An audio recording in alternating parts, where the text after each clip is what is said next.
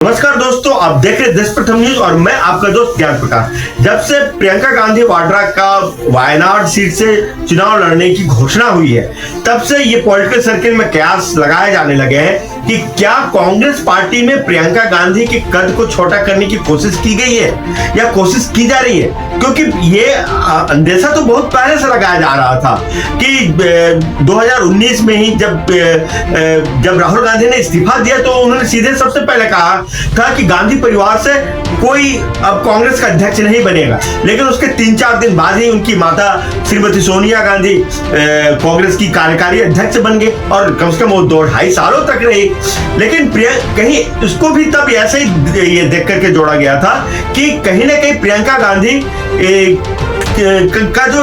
एक ऑरा है या उनका एक बढ़ता हुआ कद है उसको कम करने या कतरने की कोशिश की गई है। अब ये ताजा मामला है, ये वायनाड सीट से जो प्रियंका गांधी के चुनाव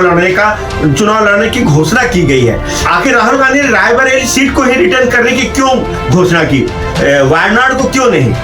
जब से राहुल गांधी को ये सेंस मिल गया कि अब हम 2029 में अपनी सरकार बना सकते हैं, तो ये एक परसेप्शन बना हुआ है, मतलब जो कि पॉलिटिकल सर्कल में एक कयास लगाया जा रहा है, जो विभिन्न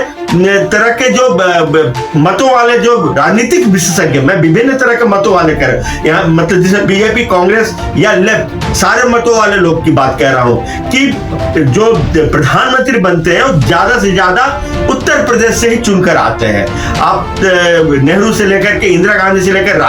राजीव गांधी से लेकर के विश्वनाथ प्रताप सिंह से लेकर के चंद्रशेखर से लेकर के तमाम यहाँ तक कि नरेंद्र मोदी जो कि गुजरात को बिलोंग करते हैं, लेकिन जब उन्होंने प्रधानमंत्री के लिए चुनाव का प्रचार किया या अपनी उम्मीदवारी की घोषणा करी तो उन्होंने जो कॉन्स्टिट्यूएंसी का चुनाव किया वो उत्तर प्रदेश का एक कॉन्स्टिट्यूएंसी था। तो आप ये इससे अंदाजा लगा सकते हैं कि राहुल गांधी ने क्यों रायबरेली सीट को ही रिटर्न करने की मतलब सोची। अगर रायबरेली सीट से या अमेठी सीट से प्रियंका गांधी को टिकट मिल जाता और वो जीत जाती और राहुल गांधी वायनाड सीट को ही रिटेन रखते तो एकदम से ये एक तो उनके कांग्रेस पार्टी के कार्यकर्ताओं में पहले से ही प्रियंका गांधी की ज्यादा डिमांड है बनिस्बत की राहुल गांधी की, और जब प्रियंका गांधी अगर रायबरेली से या अमेठी से जीत करके आती तो जाहिर सी बात है कि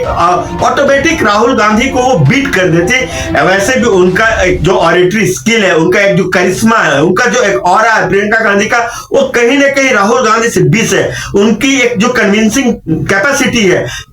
मीडिया से बात करने का जो सलीका है, शब्दों का चयन है, वो far better than Rahul Gandhi है। तो जो राहुल गांधी के कोटरी के जो नेता हैं उनको हमेशा इस बात का डर सताते रहता है कि अगर कभी भी प्रियंका गांधी अगर फुल प्लेज में कांग्रेस की तरफ से राजनीति में आ गई तो फिर जो राहुल गांधी का जो एक अपनी इमेज है वो उस पर और डेंट पहुंचेगा और प्रियंका गांधी उसको कहीं ना कहीं सरपास कर देगी। अब ये तो खैर एक पहलू हो गई जो अब वायनाड चुनाव से जीतने के बाद अब क्या होता है वो आने वाला समय बताएगा। लेकिन ये तय है कि अगर वायनाड से प्रियंका गांधी जीत जाती है उपचुनाव और संसद में राहुल गांधी और प्रियंका गांधी दोनों एक साथ होते हैं और जब दोनों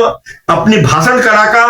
प्रयोग करेंगे तब ये देखने वाली बात होगी कि किसका करिश्मा ज्यादा उभर के आता है, कौन ज्यादा पब्लिक को अपील कर पाते हैं और कौन पब्लिक से ज्यादा कनेक्ट कर पाते हैं। अब ये तो अब आने वाले समय में ही इस बात का पता चलेगा। लेकिन फिलहाल जो पॉलिटिकल सर्कल में एक कयास लगाया जा रहे हैं कि वायनाड सीट से प्रियंका गांधी को चुनाव लड़ाने की जो कोशिश की गई है वो कहीं ना कहीं प्रियंका गांधी के कद को कमतर करने की कोशिश की गई है। आप देख रहे हैं देश प्रथम न्यूज और मैं आपका दोस्त ज्ञान प्रकाश।